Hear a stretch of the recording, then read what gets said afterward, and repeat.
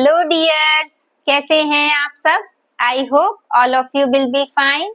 मैं स्वाति और आप सब मेरे साथ स्टडी कर रहे हैं मेरे चैनल माइंडफ्यूल एक्सप्लोजन पर। आज हम देखने वाले हैं ज्योग्राफी का टॉपिक एटमॉस्फेरिक्स लेयर, और साथ ही उसमें जो आपका प्रेशर कैसे वेरी करता है, कैसे टेम्परेचर वेरी करता है और लेयर्स की क्या क्या खासियत है, उन सबको हम डिटेल में स्टडी करेंगे। इसके बाद आपका कोई भी डाउट नहीं रह जाएगा, और फिर भी अगर आपको कोई भी डाउट हो तो आप मुझसे कमेंट सेक्शन में पूछ सकते हैं। बट वीडियो को स्टार्ट करने से पहले आप चैनल को सब्सक्राइब कर लें और वीडियो को लाइक कर दें। साथ ही ज्यादा से ज्यादा लोगों को शेयर करें ताकि जो भी न्यू अपडेट्स हैं वो आप सभी को रेगुलरली मिलती रहे। आइए, हमारा टॉपिक है एटमॉस्फेरिक्स लेयर। तो जानना तो हमें एटमॉस्फेरिक्स लेयर के बारे में है, बट उससे पहले एटमॉस्फेयर के बारे में तो पता हो। एटमॉस्फेयर क्या होता है?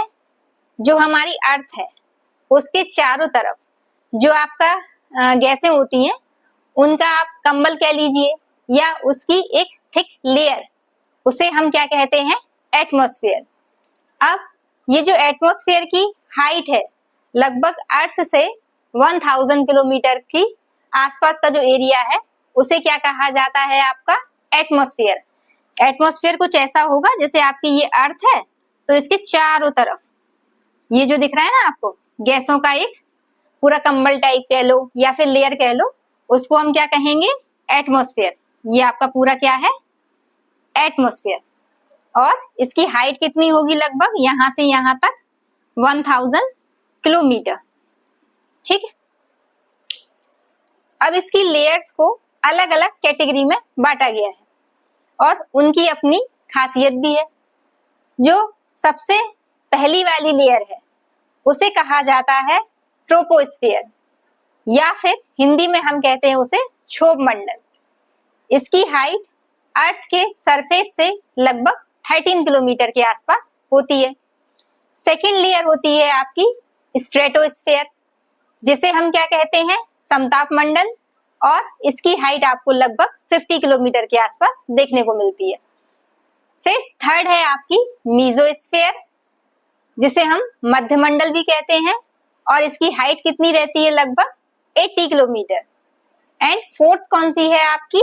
आयनोस्फीयर, या इसी को हम थर्मोस्फीयर भी कहते हैं, और इसे हिंदी में आयन मंडल कहा जाता है, जिसकी हाइट आपको लगभग 600 किलोमीटर के आसपास देखने को मिलती है। इसके बाद आपका आता है एक्सोस्फीयर, जिसे हम बाह्यमंडल कहते हैं, या फिर आप इसकी हाइट आपको कितनी मिलेगी? 1000 किलोमीटर। और इसके बाहर वाला जो एरिया है उसे कहा जाता है चुंबक मंडल। और हमको जो पढ़ना है वो हम सिर्फ कहाँ तक पढ़ेंगे? एक्सोस्फीयर तक, क्योंकि अभी बहुत ज्यादा डिटेल हमें एक्सोस्फीयर के बारे में ही नहीं पता है, तो उसके बाहर के बारे में तो पता ही नहीं है। तो जो हमें पता है, जो हमें साइंटिस्टों ने बताया, उसी को हम देखेंगे। जो फर्स्ट लेयर है हमारी वो है ट्रोपोस्फियर। अब ये ट्रोपोस्फियर जो है, इसको अगर हम देखें तो इसकी जो हाइट है वो क्या होती है? जैसे आपका ये अर्थ है, ये आपकी, और इस अर्थ के ये पोल्स वाला एरिया है, और ये क्या है? इक्वेटर। तो पोल्स से लगभग इसकी हाइट कितनी होती है? 8 किलोमीटर, जबकि इक्वेटर से इसकी हाइट होती है लगभग 18 किलोमीटर। ठीक है। और ये कुछ ऐसा आपका बनेगा। ठीक है।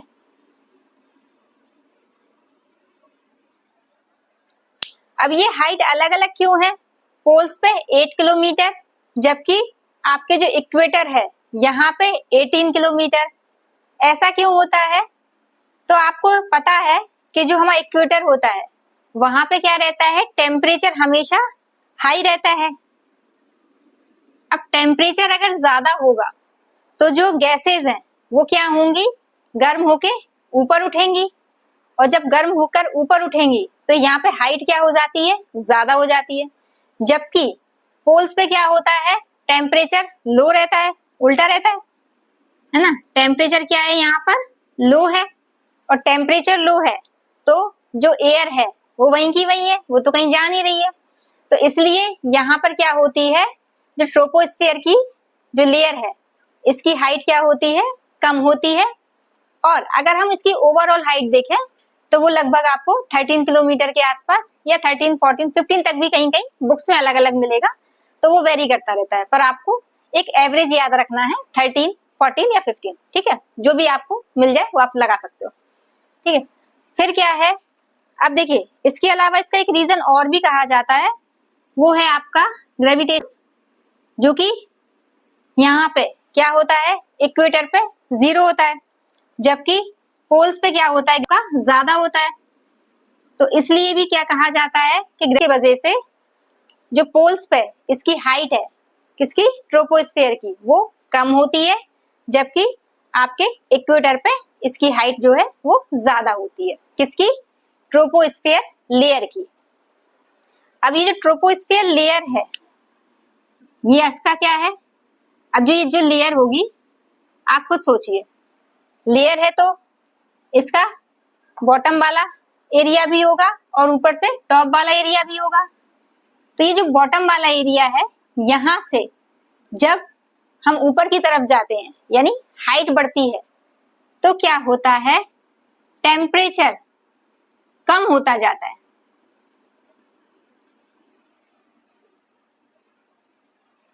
नीचे वाली लेयर में क्या होता है, इसका टेम्परेचर लगभग 15 डिग्री सेल्सियस के आसपास होता है। और जैसे जैसे हाइट बढ़ती है तो जैसे वो ऊपर पहुंचा, इस वाले को टॉप को क्या कहा जाता है, ट्रोपोपोज।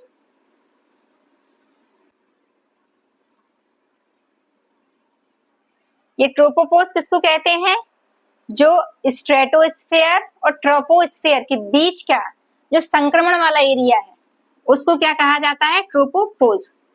तो जैसे ही हम ट्रोपोपोज तक पहुंचते हैं तो यहाँ पर क्या होता है, जो टेम्परेचर है वो लगभग 55 और 56 डिग्री माइनस में, -56 या फिर -55 के आसपास का जो टेम्परेचर होता है, यानी इतना कम हो जाता है टेम्परेचर, ठीक है।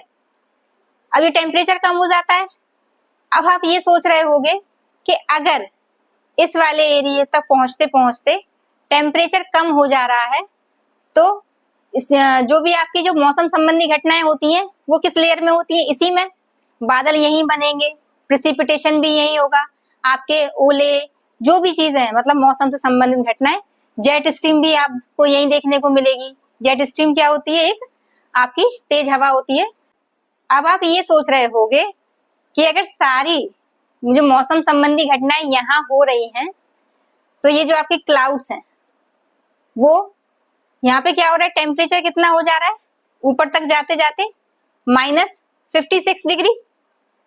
अब अगर -56 डिग्री टेम्परेचर हो जा रहा है तो ये क्लाउड्स जो हैं वो फ्रीज क्यों नहीं हो रहा है, ओले क्यों नहीं बन रहा है।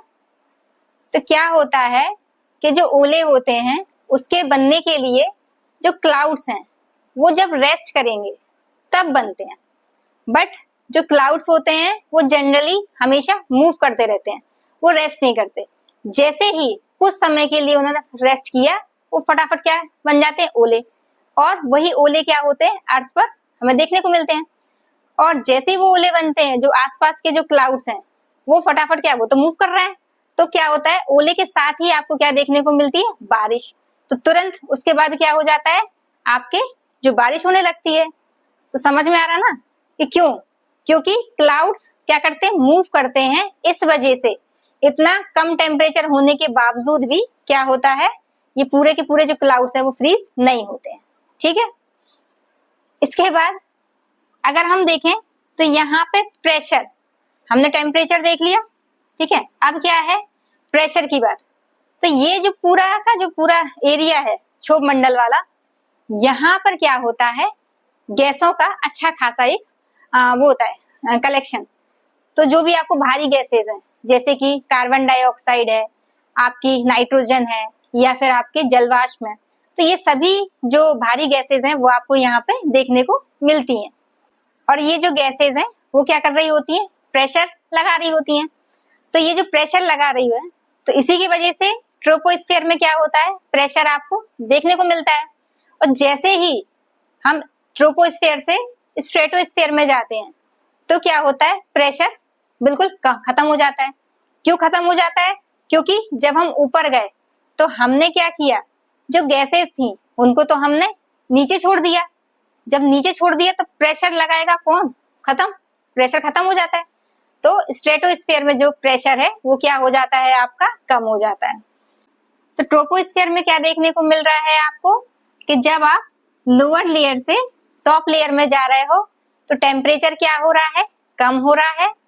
प्रेशर क्या हो रहा है, वो भी जब आप ट्रोपोस्फीयर से स्ट्रेटोस्फीयर में जा रहे हो तो क्या हो जाता है, प्रेशर स्ट्रेटोस्फीयर में खत्म हो जाता है लगभग। ट्रोपोस्फीयर में प्रेशर बहुत ज्यादा लगता है, ठीक है, आपके ऊपर। और साथ ही जो मौसम संबंधी घटनाएं हैं वो भी आपको कहाँ देखने को मिलेंगी, ट्रोपोस्फीयर में। जेट स्ट्रीम वो भी आपको कहाँ देखने को मिलेगी, ट्रोपोस्फीयर में।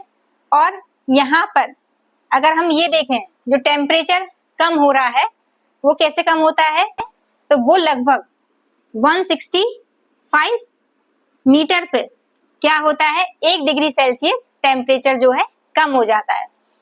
तो टेम्परेचर कम हो जाता है। अब अगर हम टेम्परेचर को एवरेज देखें तो पोल्स पे टेम्परेचर कितना हो जाता है, 45 डिग्री सेल्सियस। और जो आपके इक्वेटर है यहाँ पे आपको टेम्परेचर कितना देखने को मिलेगा, लगभग 80 डिग्री सेल्सियस, ठीक है।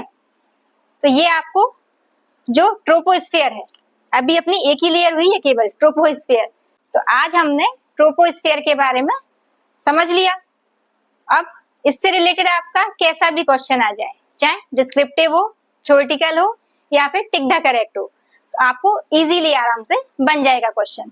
आगे स्ट्रेटोस्फीयर के बारे में और जो अदर लेयर्स हैं उनके बारे में हम नेक्स्ट क्लास में पढ़ेंगे। और इससे रिलेटेड आपको अगर कोई भी डाउट हो तो आप मुझसे कमेंट सेक्शन में पूछ सकते हैं।